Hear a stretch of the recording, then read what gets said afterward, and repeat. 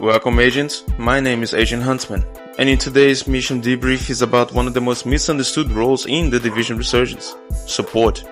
Unfortunately, most players think the support builds exist solely to help the team, but honestly, that's not really what high level support does.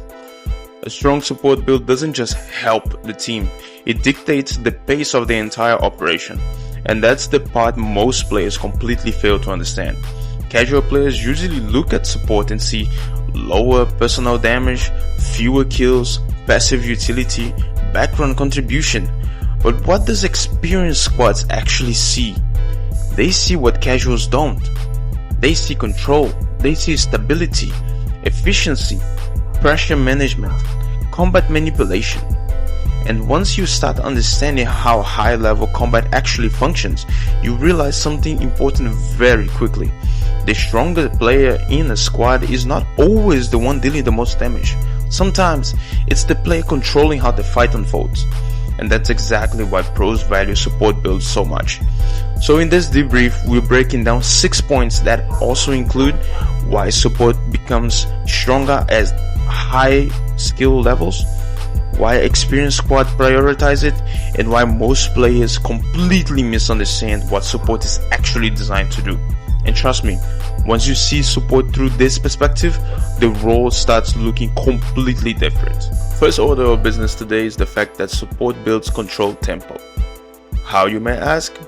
Well, most players think combat is all about damage, but high level combat is usually about tempo. Who controls pressure? Who controls momentum? Who controls engagement windows? That's where support becomes incredibly valuable, because support builds influence the rhythm of the entire battlefield. Think about what happens during difficult fights. A squad starts losing control when skills desync, pressure collapses, positioning breaks down, players hesitate, aggression becomes inconsistent. And once that rhythm breaks, everything starts falling apart very quickly. Support builds exist to prevent that collapse. They keep combat organized, stable, controlled. That's why experienced players value support so heavily, because the stronger the content becomes, the more valuable battlefield control becomes. And honestly, a smooth squad usually performs better than a reckless high damage squad every single time. If you enjoy these deep tactical breakdowns into how the game actually functions, subscribing really helps the channel, because we're going much deeper into this system moving forward. Point 2 is simple and straightforward. Support builds turn good players into monsters. You see, this is where support scaling becomes insane. Average player benefits from supports, but great players abuse support systems. That's the difference. Because experienced players know exactly how to exploit their aggressive windows, uptime, boost, cooldown efficiency, all these benefits that the support player can provide. And once those systems start stacking together, the squad's performance changes completely. This is why support gets stronger at higher level of play, not weaker. A casual player might look at a support build and think, why not just bring another DPS or something like that? But experienced squads understand something casual players don't. A coordinated squad with strong support creates more overall pressure than a team stacking selfish damage builds. Because amplification scale harder, much harder than isolated damage. And the better your teammates become, the stronger support amplifications becomes as well. That's why pros value it so much. They understand efficiency scaling. If you're a support player, I need you to understand this point specifically.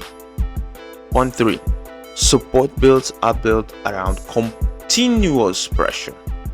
This is another mechanic most players misunderstand completely, especially support players. A lot of players assume support is reactive, but strong support gameplay is actually proactive. Your role is not to wait for things to go wrong. Your role is to maintain operational pressure before things collapse.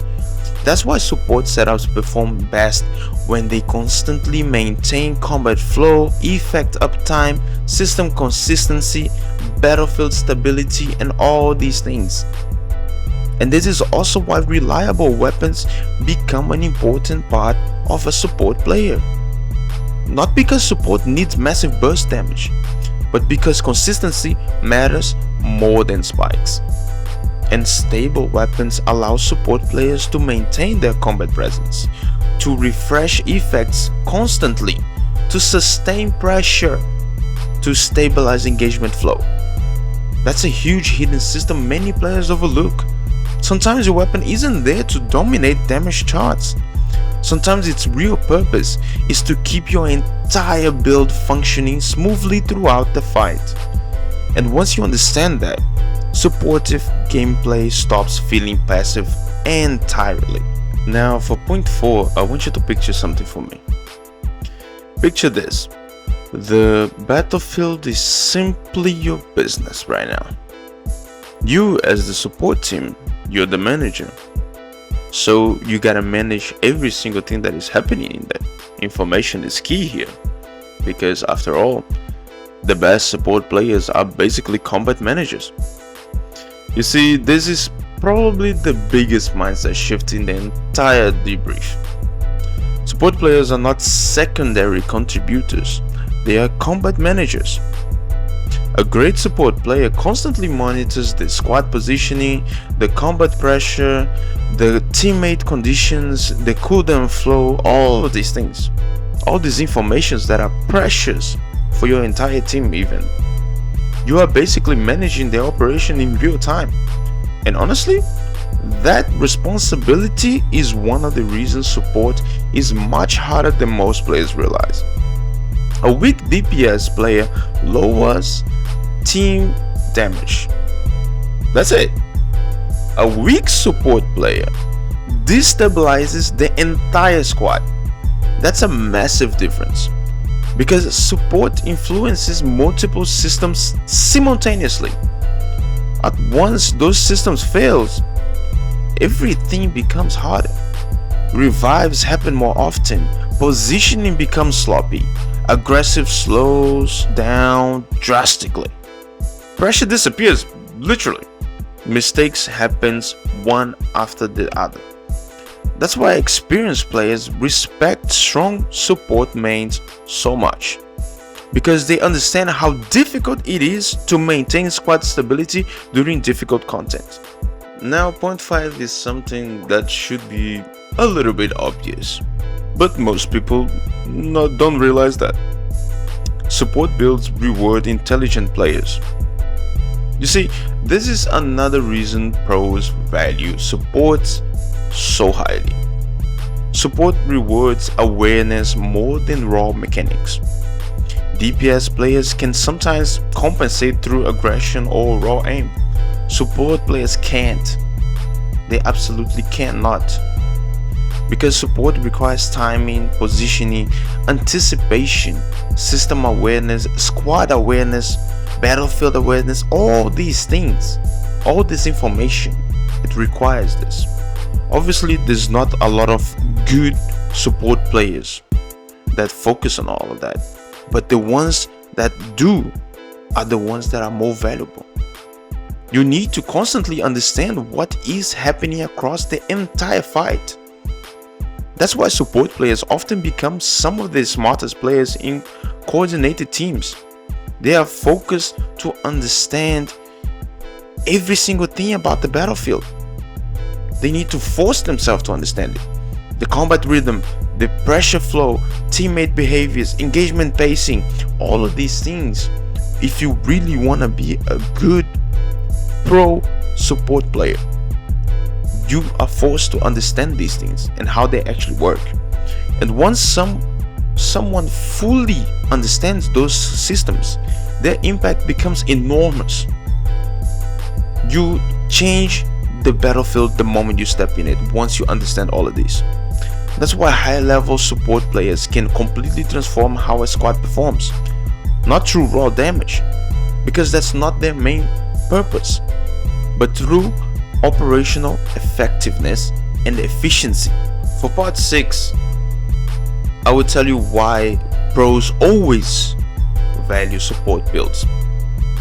At low skill levels, support can seem unnecessary, but the higher the level of coordination becomes, the stronger support gets. And this is the part casual players usually will never experience, because support scales directly with the squad quality. Good players maximize buff windows, positioning opportunities, pressure uptime, survivability advantages, all these small little things. They maximize it. And once an entire team starts capitalizing on those systems together, combat becomes dramatically smoother, more controlled, more efficient. That's why support dominates high-level coordinated content. Not because support builds personally top damage charts, not because of that, but because they increase the performance ceiling of the entire operation. And that is a completely different type of strength. So yeah, this is why pros always value support builds in the Division Resurgence. Because support is not just about healing teammates or adding utility. At high levels, support becomes battlefield control, squad stabilization, combat management, and operational efficiency. And honestly, the more I analyze this game's systems, the more I think support is one of the most misunderstood roles in the entire game right now. Because once you truly understand how coordinated combat works, support stops looking like a secondary role and starts looking like the system holding the entire squad together. If you enjoyed this mission debrief and want more tactical breakdown like this, let me know down below. Stay sharp, agents. AgentHuntzman, signing out.